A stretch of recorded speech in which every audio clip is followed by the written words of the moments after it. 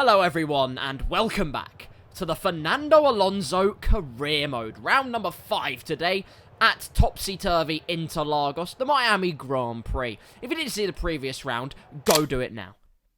Now that you've all caught up, you'll know it was the best weekend possible. My God. Sprint win, race win, fastest lap. It doesn't get much better than that. So hopefully, we can build on that momentum as we head into qualifying. Saturday wasn't the most splendid, I'll admit. It wasn't great. In fact, sliding through the hairpin just gives an indication of what kind of, well, canoe we were driving, to be honest with you. But across the line, it is at least still in the top 10 for a very lousy P9. We are floundering around in the 5th row of the grid, which compared to last race, feels like an eternity away. But there you go. Where on earth is Lance Stroll? You absolute fuck. The regular gap to our teammate, but it looks like our car is just inherently slow round here. Oh no. Well, anyway, I mean, look at the timings. By the 1000th, there's hardly anything to separate some of the drivers, but Verstappen, everything separates him and the rest of the grid. His teammate's the only one that can even get close. It was all 2 by 2 until it got to us. But perhaps we can break that Noah's Ark as we head into race day. Welcome to the Magic City. We are here at Miami International Autodrome, the home of the Hard Rock Stadium. It's a multi-purpose sports and entertainment hub which has hosted Super Bowls, Baseball World Series, numerous rock concerts, and now Formula One. No more swaffling around, it's 5 red lights in Miami. Lights out and away we go with the gap of a Lord of the Rings film. But a great start from us. McLaren's absolutely floundering. Russell's the next one to be poached as round the outside we run. Round the Mercedes, man, into P6 already. 3 positions gained in almost a blink of an eye. If that blink was about 5 years long. But that's not really the point, as through the first sector we go. Suddenly, all our optimism flips into pessimism.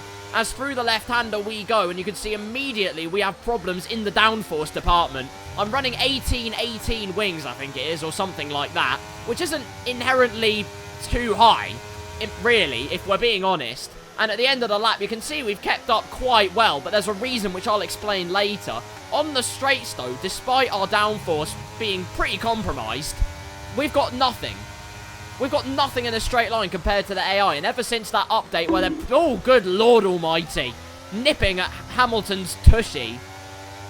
Stop that right now. Listen, if I see that cake, I'm going to eat it. That's just the way it works. But anyway, look, moving on through the first sector once again, as you can see, I think we've got more downforce than the AI. Strictly speaking, I'm pretty confident about that, but even so, this Aston Martin car, and I'm going to attribute it to the car purely, the understeer, especially in the first sector, was so bad. I'm not even kidding you. You would have had more downforce in a forklift truck than this Formula One car. As a result, Russell is hounding us with the slipstream, sucked it right up, but we've chopped off that avenue, and into the left-hander we go again. Here on lap number 3, and Hamilton's gone into another dimension, which makes me very upset, and Russell now is going to open up his flap. I'm going to file a restraining order and say, no, sir. Shoulder him out as we head through the left-hander. We keep our position for the moment, but it's ominous times here. Lap number 4, and it's still struggle season. This time it's Oscar Pastry who's going to make us the crumbliest and flakiest F1 driver in all of human history. However, just like with Russell, except even more so, we shoulder Piastri out towards the edge of the track, elbows out, and they are very skinny and bony, and as a result, we remain in P6. Ignore. But without that track limits warning, actually, through that particular section of track, which is called the Mickey Mouse section, which, well, looks nothing like Mickey Mouse, so why on earth is it called that? Look, you'll see what I'm kind of grinding my heel into as through this section we go again. Watch that gap to Russell grow exponentially. And so, the pressure from behind us is relieved.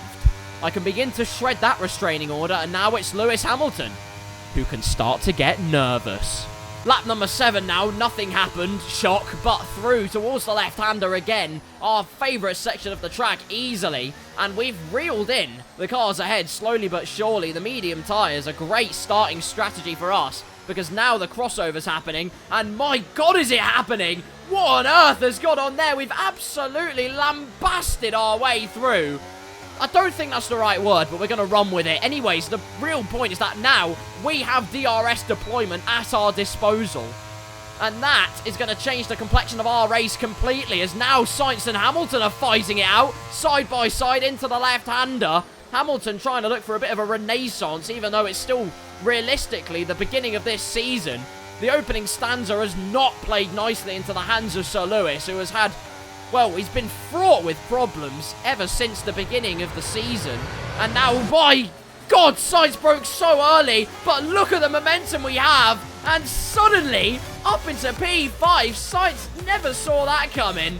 That was incredible stuff. And now, Hamilton can begin to feel a little bit squirmish on his rear end once again here. Goodness me, the good news keeps piling on here at the Miami Grand Prix. What I was trying to say before, Hamilton's season fraught with problems. I think he had to make 2 stops in Bahrain. Well, I think he had actually a massive car problem. Saudi Arabia out of the race after contact in a massive car train.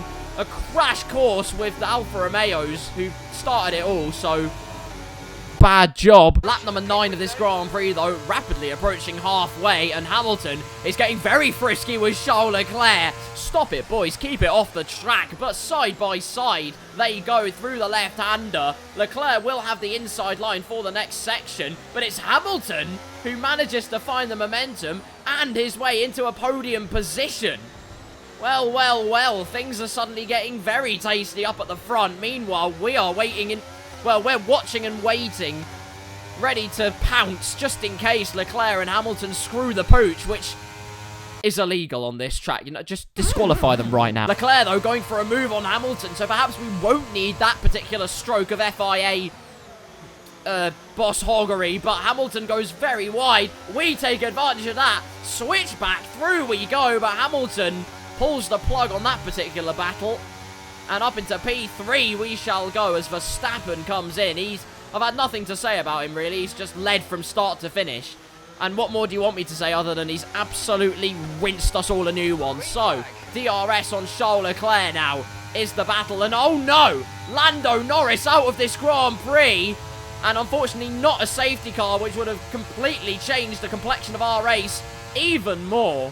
But easily through on Charles Leclerc, cutting the inside line off completely, and very aggressively at that, to stop the Monegasque man having a nip at our heels.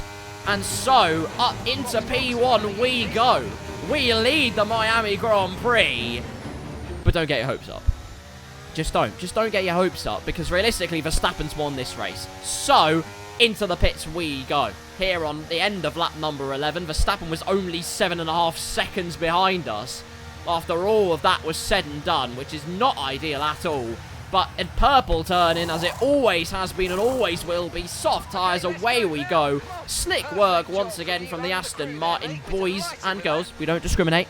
And out of the pit lane we go, and it'll be interesting to see where we filter out in all of this. The answer is the FIA forgot their guide dog, so that was okay, and that Tokyo drift was very nervous. Don't ever do that again, please. The chase for Sargent begins then, and soon will end, because he's bad. So through the left-hander we go, switch back, new tyres, better car, scything our way through, down the inside. The Sergeant has been firmly demoted into peasantry, and so the chase for Carlos begins. End of that same lap, we've caught up to within DRS range of the Spaniard, and now it is a battle. The saucy Spaniards going at it again. A sword fight between the two men. And you won't hear that in a commentary very often. Despite having soft tyres on, and despite having a decent car under us, we're still having to make micrometric corrections every single time. It just does not feel stable underfoot. Or tyre, technically speaking, but DRS on Carlos Sainz towards the left-hander. Favourite section, Jesus Lord above. We almost harpoon our way into the back of the Spaniard, and that is not part of the script whatsoever. Luckily, we avoid completely embarrassing ourselves, and so, through this very chunky section we go once again, and out of the left-hander, we have absolutely sent it. Tyres bite into the bitumen, and surely going through like a bullet. past Carlos Sainz. He's got nothing to fight with, and it's an easy way to charge through into P3. A podium position is ours, and our job now is simply to get away from Carlos Sainz as quickly as we can and get another podium as Alonso. Oh no! Carlos Sainz has completely ripped up the rulebook and is on us like a rabid Rottweiler, and if he hit, he's hit us. I've got a disease, Carlos. Why? Doesn't matter. We'll sort out the healthcare situation when we're not in America, because that's not free. But in our case, we still have a podium and Sainz doesn't, which is great news for us. And even greater news is through this section, we have absolutely soared high above Sainz's expectations and talent, and we are well outside of a second. It's not even close, and so through to the end of lap 15 this is. Across the line we go. The gap to Sainz now almost 2 seconds. And really, there's not much else to do. We're trying to catch Sergio Perez and reel in the big Mexican fish, but rather unfortunately, he has, well, he's powered away. And so, lap after lap after lap continues to go by and nothing to show for it. Unfortunately, the crossover happened, and while we were still faster than Carlos Sainz, which is based, but the Red Bulls have simply been too strong today. And so, onto the final lap of the Grand Prix we go. For the final time, through the Michael Rat section, a little bit of dust still hovering in the air from Sergio Perez up ahead, but there's nothing we can do, no matter how hard, how much liberty we took with the track limits in this section, no matter how much we pushed on, got the tyres to bite into the bitumen. I think they were crying for resuscitation. As much as we sent the Energizer Bunny into a raving coma, there's nothing we could do to stop the Red Bull boys. Absolutely nothing at all. They rage on and give Max Verstappen, unbelievably, his first win of the entire season. And even though our car has been a different kind of animal and not in a good way, it's P3 in Miami. I almost sound kind of dejected from that. I've come to expect so much more after our perfect Baku bonanza. But in Miami, it's still a marvellous job. Stroll got driver of the day. I'd love to know why, but either way, despite the damage, Here we still are, a podium. A phenomenal Miami Grand Prix. What a great show of skill from our race winners today. Red Bull put up an outstanding fight for the front position today, and it's great to see it paid off for them. They do so much for the sport that you can't help but be delighted by today's race win. Well, there you go then. Verstappen finally makes his mark in this Formula 1 World Championship. And what a statement he's put out. What a statement. Head and shoulders above everybody else. No, he was untouchable. He was absolutely untouchable. And like I say, it's an ominous marker for the rest of us to try and follow up with throughout the rest of this season. He's finally woken up at race number 5. Granted, things haven't gone his way at times, but that is a very ominous bet. Oh my God, Stroll scored points. Stroll got 8th place. This is the greatest day of my life. Finally, Lance Stroll makes his mark in the Drivers' Championship. He has his first 4 points of the season. Meanwhile, elsewhere, I forgot to mention 2 things. 1, Hamilton had to make another pit stop, got damaged, finished 16th. Absolute horror show for Sir Lewis once again here. And secondly, when I said damage earlier, I don't mean I had car damage, because that just isn't true. What I meant is that, basically, the car was just not working around here. Especially in Sector 1. I had no pace in the tank. It was only in that chunky section where I could do anything whatsoever. And even then, it wasn't enough. No matter how much liberty I took, I just could not reel in the Red Bulls. And so, in the Drivers' Championship standings, that 15-point gap is cut down by 3 points. Now just 12 points between myself and Sergio Perez. Verstappen, though, is on the move. And we'd all best be on our guard, because that man is going to probe all of us. Kudos to the Ferrari and McLaren boys. Also kudos to the Alpine boys, who have had at least one car in the points at every single round. Ocon just seems to be magnetically attracted to 10th place, which, well, isn't that great, and it's not going to put him up in the championship. But regardless, Constructors' standings, Red Bull extend their lead up at the top. Ferrari in 2nd place, us still in 3rd, because apparently McLaren and Mercedes keep drawing blanks. Both cars not strongly in the points on a consistent basis and have no chance of threatening us. We are pretty much untouchable for the time being, and with Stroll finally scoring, my god, about damn time. That can only mean the greatest of omens going forwards. Well then, there you go, Miami Grand Prix.